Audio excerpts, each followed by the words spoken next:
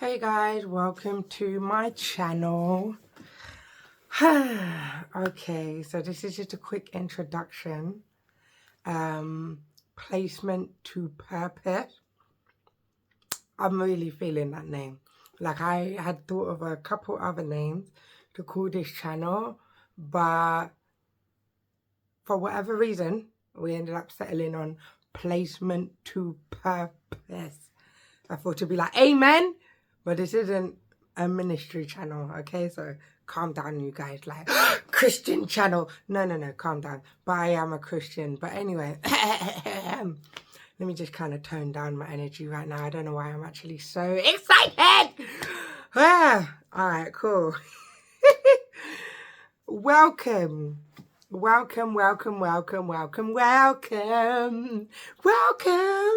Okay, let me get to the nitty gritty. What is this channel about?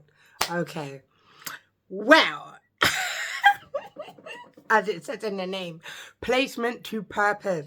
I know, you're like, what? You keep mentioning that, but like, girl, what is that? Okay. Hold your horses. All right. So your girl is a qualified social worker. Don't watch my voice. My voice just be like this sometimes. I really don't know why. It's like you get to a certain age and then all of a sudden your voice just gives out. What is that? I don't even have a clue. I actually need to go doctor, but I'm not sick. But I digress, okay? I have just become a qualified social worker. And a bit of my background is I grew up in foster care. I was in care from the age of, I was in and out of care from the age of like 7, 8, briefly, temporarily, for whatever reason. And then I went into care permanently when I was 9. And I was put on a full care order, which lasts up until you're 21. I don't know about now. By the time, in the 90s, I was put on a full care order for when I was 21, right? So pretty much the majority of my life has been in foster care, which is why the word placement is in the name of this channel, because I've been to many foster placements, many. But from placement to purpose, I am now the social worker. Do you know how empowering that is? Do you know how empowering that is? If you don't know, go around and ask somebody, yeah? Go look for foster children, yeah? Go find somebody. Look at me, my voice. Ah! Yeah. Okay? If you don't know who to ask, then just sit your bum down and just continue to listen to what I'm saying. Do you know how empowering that is? Girl, boy, yeah? Especially if you watching me, you watching me was in foster care or you are in foster care. Girl, boy, I'm rooting for you.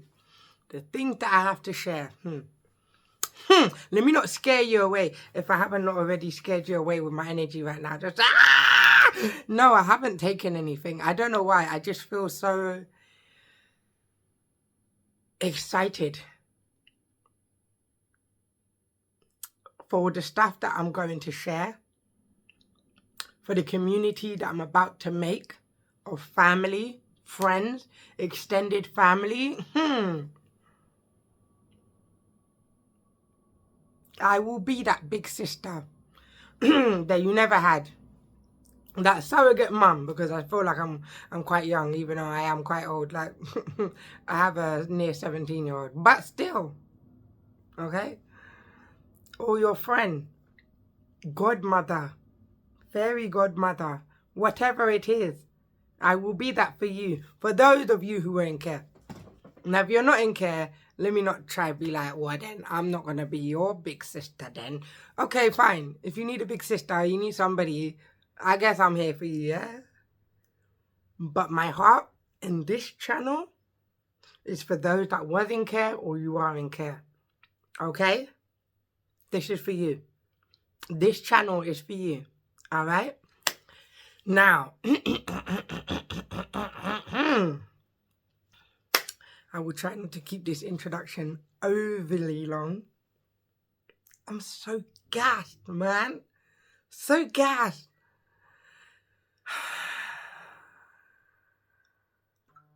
And you know what's so crazy? Let me just be extra crazy, yeah? I actually didn't even plan on making this channel. Literally just 5 minutes ago, I decided to make this channel. I'm not joking. I'm not joking whatsoever. I was scrolling through TikTok and somebody had a channel whereby I guess they talk about social work. Please forgive my voice. All the, I guess maybe day-to-days of being a social worker and all of that type of stuff. And I'm like, yeah, I definitely subscribe because I'm about to be a social worker. I'm just waiting on my license, right? Which is about to be approved. Amen. Anyway. And so, yeah, that's something I'm interested in. But then they were talking about some of their cases that they've had. And it just made me feel like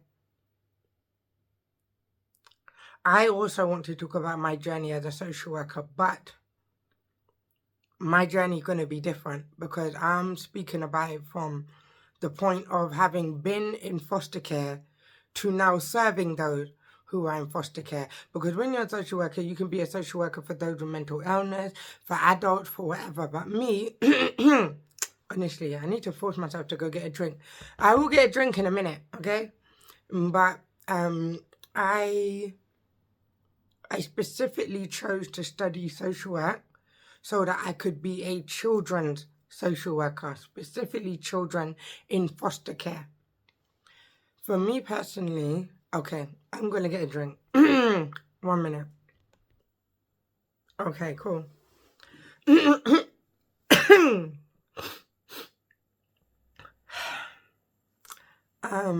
Yeah, that did not help whatsoever, my drink. I literally drank it off camera. It did not help. But anyway, I had, in my opinion, not the best experience in care. The longest placement I ever stayed was 2 years.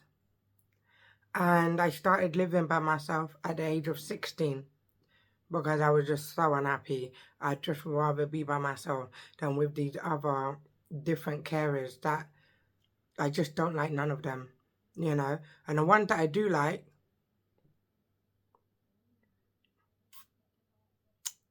we will go into that on another day. Let me not get into that in my introduction, okay? But anyway, yeah, and so I went into semi-independent. For those of you who know what that is, semi-independent, right? So I went into semi-independent at the age of 16. And I had so many horrible social workers.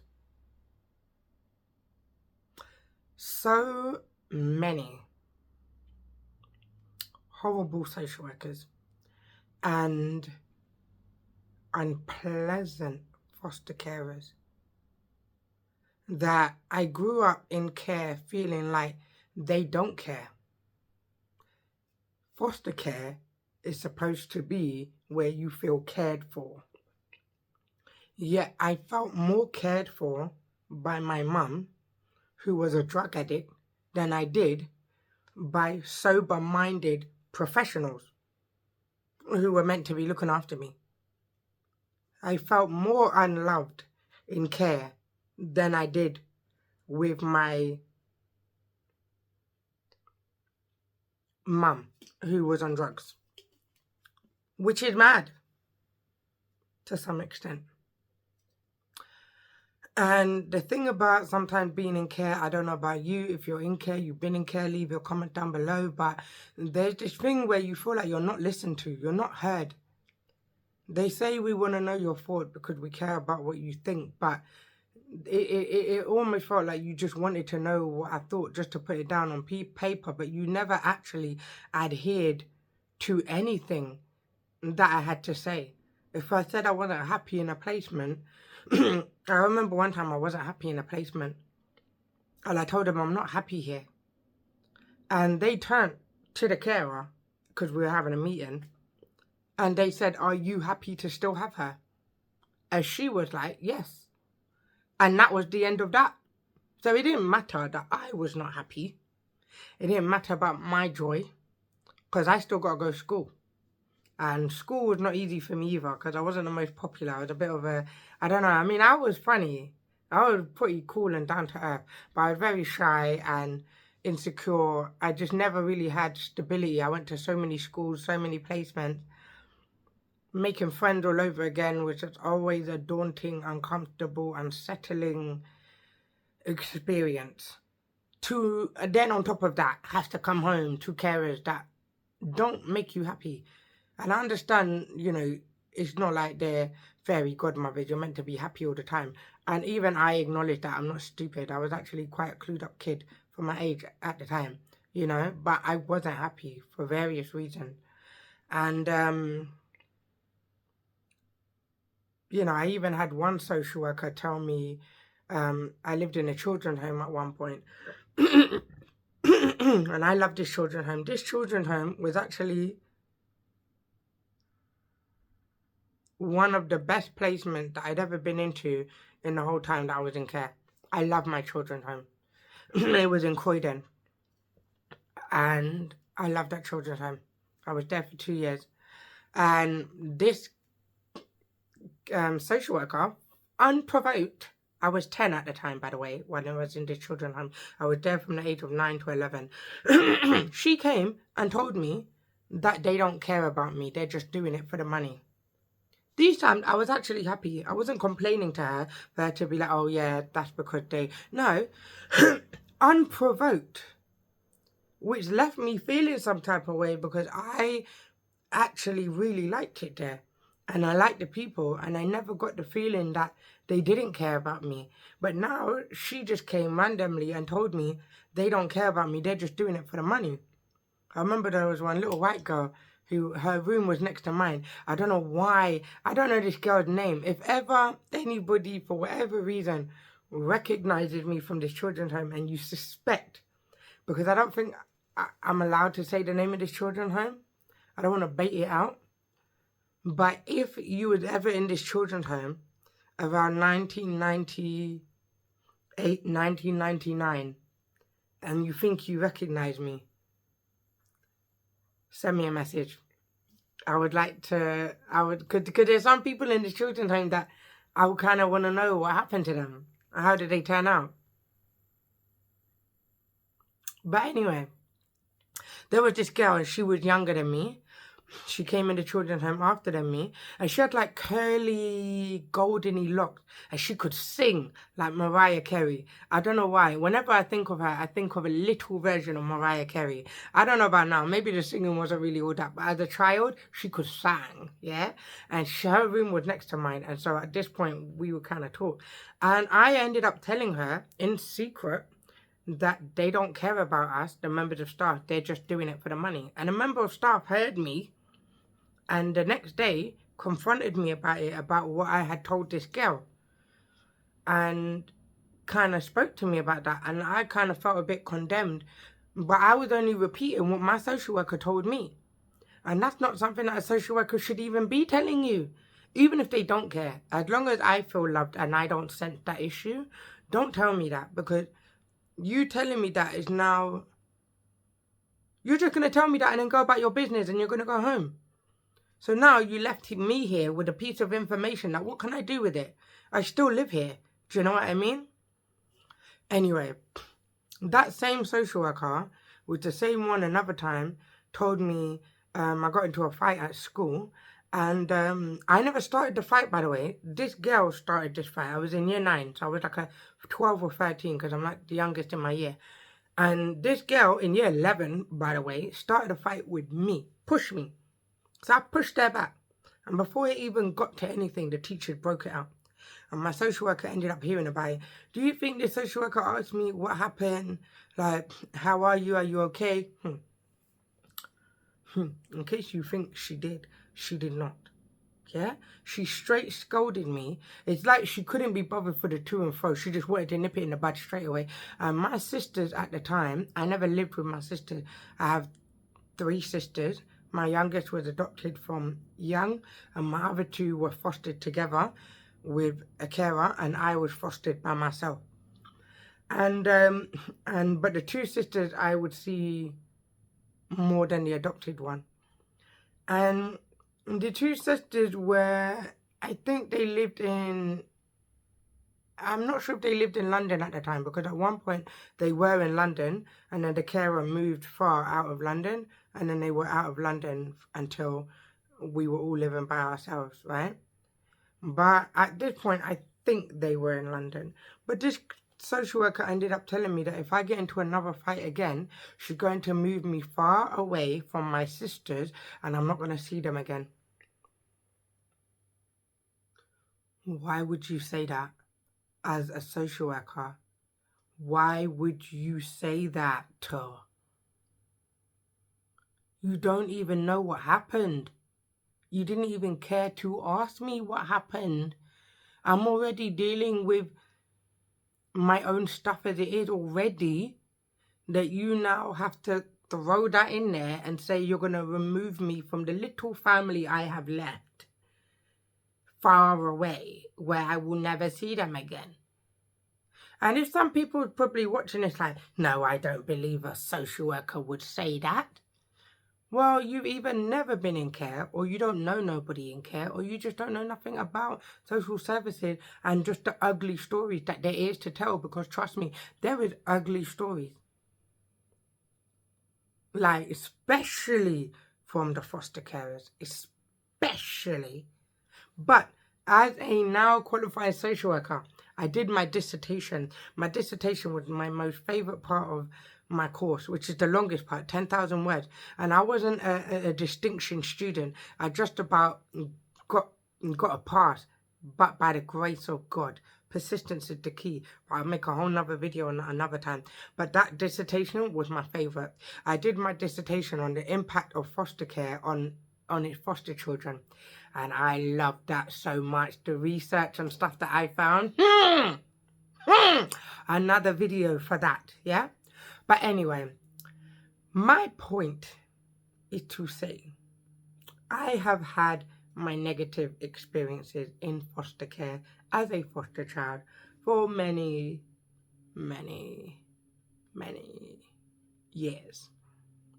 And as an adult, I had many triggers, not just from what I had witnessed with my mum having been abused, but many of my triggers were from being in foster care. I remember I sat down and I watched a movie when my son was about 7, 8. We watched a cartoon called The Wallabies. If you guys want to look it up, it's on Netflix. It was on Netflix all those donkeys years ago. The Wallabies, actually a very good movie. It's actually a very good movie. But if any of you guys have watched it or you know it, leave your comment down below.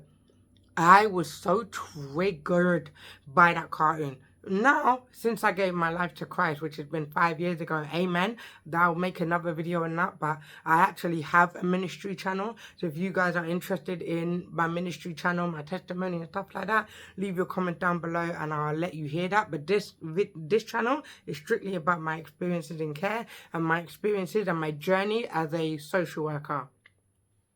But since finding Christ, I don't have triggers like that. I can now talk about my childhood and not break down and cry, not be so triggered, not get angry, not be on edge. But the triggers was like a landmine. You know, like when there's a landscape and you have to be careful where you step because there's hidden bombs. That was my emotion. You had to be careful what you said and how you said it, because the triggers, I don't even know where the bombs are. I do not know where the bombs are until you step on them and I blow up. Then I'm like, yeah, that was a trigger. There were so many triggers. Now, yeah, you're free to roam the field. There's probably just 1 or 2 bombs, yeah? Like, but compared to before, it was a danger zone. The Wallabies, I remember having to leave my son, obviously in the sitting room, and I went into the bathroom and I was bawling my eyes out. I was so triggered. There's a point where social services come and take the children. And just the way that they portrayed the social workers, or just in that brief encounter, and the fact that they even separated the children in the Wallabies, it was just so much triggers, man. Even when I was on my social work course, which I'll make another video about, there were triggers. I remember we had one class where we had to listen to the experience of of an ex-foster child. It was a man, and he used to be in foster care. And he had told us about how him and his siblings were separated and his experiences in foster care. And the purpose of that was for us as students of social work to kind of learn their errors of social work so that we can be better social workers. But me, everything he was saying, I already knew this. And it would by Zoom. I had to turn off my camera and I had to message my teacher and say, basically, I used to be in care and I find what he's talking about very triggering. So just in case the teacher asked us a question and it looks like I'm not listening or my camera's off and I'm not responding, it's actually because I was really trying to get myself together. I was bawling my eyes out. I was so triggered. But at the same time, I found so much healing in doing social work. And it was interesting to learn, like, okay, so this is what you're supposed to do. So why is it that this is what I experience? Or in some cases, it allowed me to forgive social workers because I now understood how hard it is to actually be a social worker. Even though I haven't yet officially started my role, but I'm about to start next month. Amen. I had work experience and there were many things that we learnt whilst on the course, laws and legislations and stuff like that. And even though my 2 work experiences were not as a social worker, you were given caseloads. And I can fully understand how someone can get buried in caseloads and they don't end up following up the things that they're meant to do, especially some social workers when they're leaving. And as a foster child, you call to speak to your social worker and you're told that they left 2 weeks ago. It's like, why didn't anyone tell me? So who's my new social worker? Why didn't anyone introduce themselves to me? I can also understand how social workers are leaving job roles and not fully informing every single one of their clients that they're leaving. The caseloads is a lot. And that was just as a placement. That's not even realistically the right amount of caseload that I would actually even face as a real social worker. And those type of things allowed me to forgive some social workers for certain things that I'm now able to see what it's like on the other side. And being human and being an adult, being a mother, I can see that social workers are not superheroes. They are humans just like I am. They have their own problems just like I do. They have their own beliefs just like I do. They have their own struggles just like I do. And they are doing their best just like I am. And so in some sense, I was able to be like, yeah, that's not right. I know that that's right, not right. And, but yet that's what I experienced. I know that this is how it's supposed to go, but I faced some foster carers and error and social workers that were in error in their treatment towards me. And then I can also see like how difficult it is, the dilemmas, the predicament, the sticky situation, the tough decision that you have to make as a social worker that, you know, again, can in some situation help me to forgive. Even the dissertation I did, I did research because I wanted an all-rounded view, which I'll go into in a separate video if you want to know. But I basically did research on social workers, foster carers, and the opinions of foster children in order to get a holistic view of the impact of social services, because foster carers affect children, and children affect foster carers, and foster carers affect social workers, and they all affect each other. So you can't just hear the view of the foster child and not the carer, and hear the view of the carer and not the social worker. Do you know what I mean?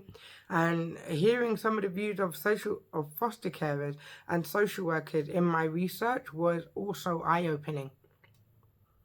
And like, wow, okay, I never knew that. I never thought of that. I never even knew that that was a dilemma or a situation, but I can imagine, I understand. And then it makes me reflect on my own experiences as a child, you know. How did what I researched look like in my own experience? And then placing knowledge and understanding based on my research to my experience that previously I never had, if that makes sense. Anyway, so that is a bit about me. I did not mean for it to be this long at all, at all, at all, at all, at all. But if you are here for the journey of placement to purpose, honestly, I'm not gonna lie, you might hear me scream out amen quite a few times, yeah? Because, okay? Just because. Bear with it, alright? But I'm actually just so gassed for you, for myself, for this journey, for the beautiful children I'm going to be working with, whether they're, you know, challenging for me or not. I cannot wait to connect and show these kids that I really, really do care. I really care, you know? And I really can't wait to build that rapport with the children I'm going to be working with. I don't know why I thought to cry a little bit, but honestly, yeah. And I feel like it's your passion that will drive you through. In my research, in my dissertation, there's a word for it, but I can't remember what it is. But they basically say that those who have a passion and experience are normally the most resilient of foster carers. Or I guess in this case, social workers, because there's so many things that's going to challenge you, that will make you lose passion, will give you burnout, make you lose your zeal, your excitement. But I feel like based on my childhood, basically being raised in care, I don't think any challenge is going to make me not care or is going to make me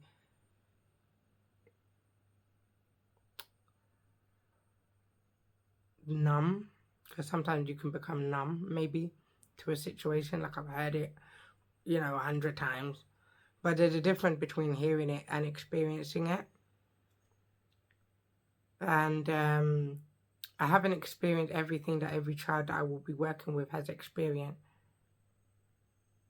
but in my own way I've experienced what felt like abandonment, to not be loved, misunderstanding, unhappiness, searching for love and happiness in all the wrong places. That's a whole other story. Just wanting to be seen, wanting to belong, wanting to be accepted with who I am, Yeah,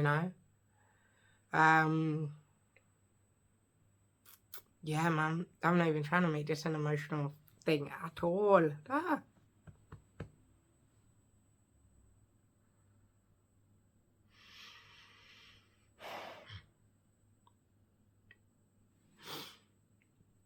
I started off so crazy. Now I'm like, bear with me, yeah? It's like it's bittersweet. It's bittersweet.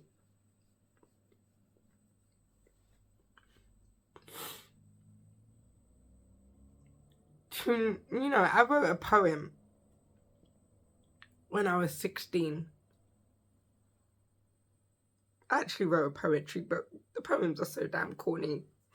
If any of you care to look it up, it's called Beautiful Mess. Biographical poetry book. And that book was actually a compilation of poems that I had written from the age of 16 up until maybe, I don't even know, 21, 22. And I would only write the poems when I was like really upset or angry. But the older I got, my poems got really, really good. So a lot of my, the way that I would write poems now is a lot better than how I would write at the age of 16. But I remember I wrote a poem basically aimed at social services, like, I'm going to do a better job than you. When I get older, I'm going to be a social worker and I'm going to do a better job than you. And at one point in my life, I kind of derailed. Hence, I only just graduated with it now, and I am 37 years old. Me, I'm not shy about my age. I know some people, they don't like talking about their age. I'm very, very young at heart. I feel like I'm like 25 at heart. My mum's young at heart. My nana was young at heart, God bless her. So I feel like my family is quite like a young spirited. Like, we're just young at heart. You get some people where they're just very serious. They're like 21, but they act like they're 30. They just have a very mature, serious countenance. I'm very young and playful. And I don't care how old I am. As long as I don't look my age, even though my hair's quite messy. Yeah. I actually don't care how old I am. So yes, I'm 37. And my social work degree was my master's. My initial degree was in business management. I didn't have a passion for that. I just did it because it sounded good. But social work was my passion. And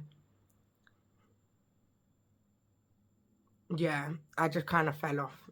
I just fell off. I used to want to be a social worker for so long, and then I forgot about it. I forgot about my passion. I started chasing other things, and then I thought I don't want to be a social worker.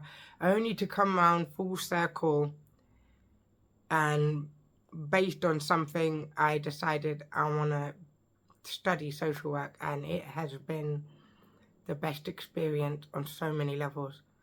And there's no better time than now. And I'm not too late. I'm right on time. Had I been a social worker before, I may not have had all that healing from God and just maturing, that I'd probably just be a social worker walking around with triggers. But I've matured, I've healed, and in so many ways that I feel like now is the perfect time, you know? And yeah, I was actually going to try read the poetry book, but I don't think I can be bothered to look for it. But maybe on another video I'll read it. That's why I mentioned it, sorry. But yeah, it's just bittersweet to now be the one making the decisions. And if for some reason I end up being your social worker and you are a young teenager and you see this video, I mean, I'm happy for you. Because, like, I will truly have your back. And I really have a passion to trying to help my young people. Truly, truly, truly, truly, truly.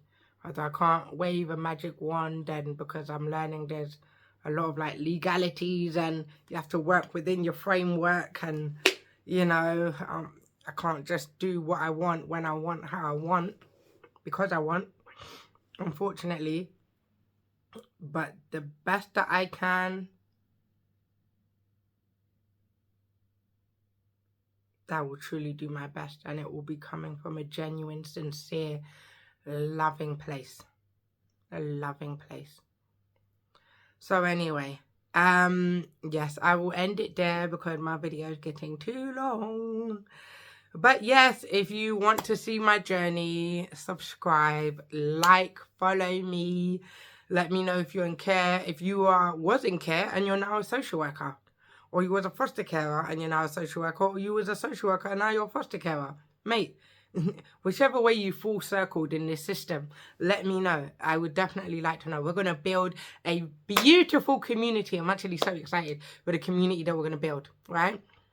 And I want to build a virtual community of people that I would have loved to have had when I was younger. Even though technology is not now what it used to be when I was younger. So in some extent, it kind of wouldn't have even been possible. But if I can provide virtually what I wanted physically when I was younger, I'll be so damn happy. So damn happy. Okay.